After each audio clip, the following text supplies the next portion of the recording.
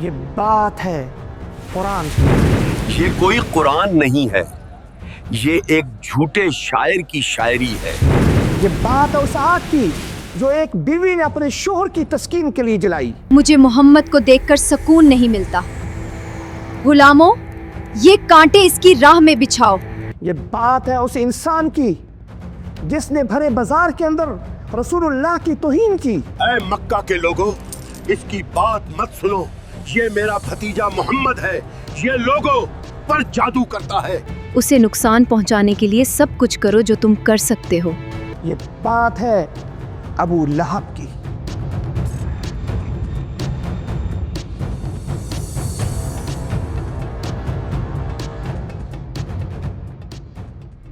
ابو لہب نے ظلم کی تمام حدیں پار کر دی۔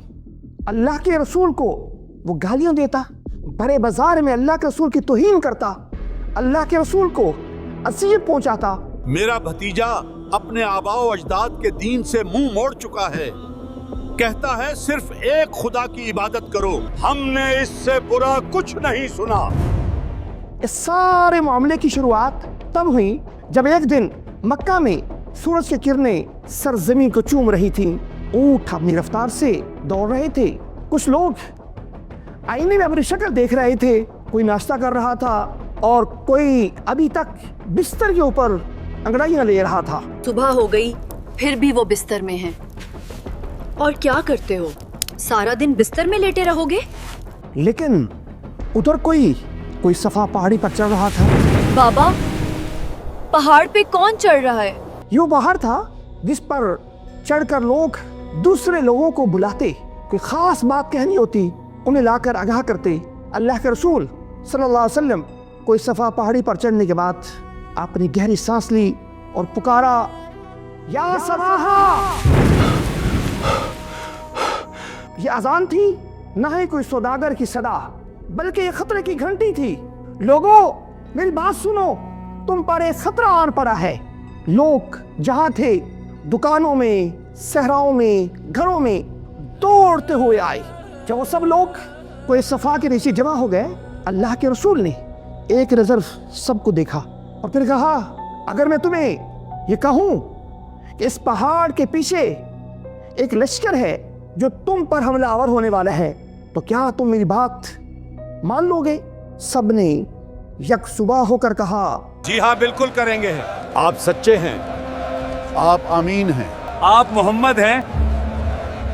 ان سب کے جواب سن کر اللہ کے رسول ایک لمحے کے لیے رکے، پھر آپ نے لوگوں کو مخاطب کیا اور کہا، میں تمہیں اللہ کے عذاب سے ڈراتا ہوں۔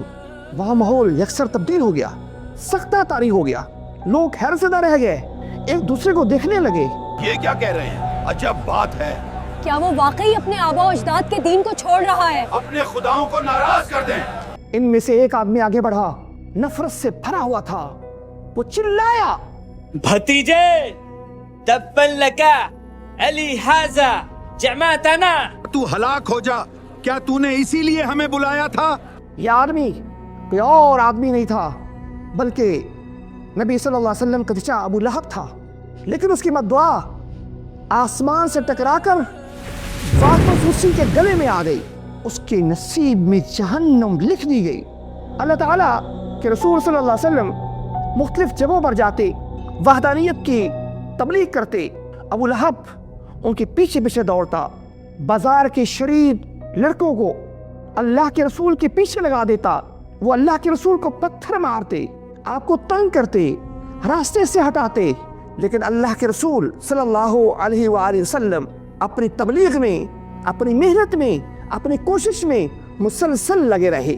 لیکن یہ بات یہاں تک رکی نہیں۔ ابو لہب کی بیوی ام جمیل جو بڑی خوبصورت تھی، وہ مکہ کے سرداروں کے پاس جا کر رسول اللہ صلی اللہ علیہ وسلم کے خلاف انہیں بائیکاٹ کے مشورے دیتی۔ تم مکہ کے سردار ہو تو پھر اس محمد کا بائیکاٹ کیوں نہیں کرتے؟ تم بالکل ٹھیک کہہ رہے ہو، ہمیں اس کا بائیکاٹ کرنا چاہیے۔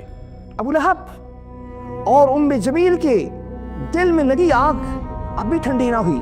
ابو لہب نے ایک دن اپنے دونوں بیٹوں کو اکٹھا کیا، انہیں کہا کہ میں اس وقت تک تم سے راضی نہیں ہوگا جب تک تم محمد کی دونوں بیٹیوں ام کلثوم اور رقیہ کو طلاق نہیں دو گے۔ اگر تم اپنی بیویوں کو طلاق نہیں دو گے تو تمہارے چہروں کو دیکھنا گناہ سمجھوں گا۔ ہم آج ہی طلاق دے دیں گے۔ دن شام میں ڈھل گئے، شامی راتوں میں ڈھل گئیں، مگر ابو لہب اپنی حرکات سے باز نہ آیا۔ اے مکہ کے لوگوں، میرا بھتیجا دیوانہ ہو گیا ہے، اس کی بات مت سنو۔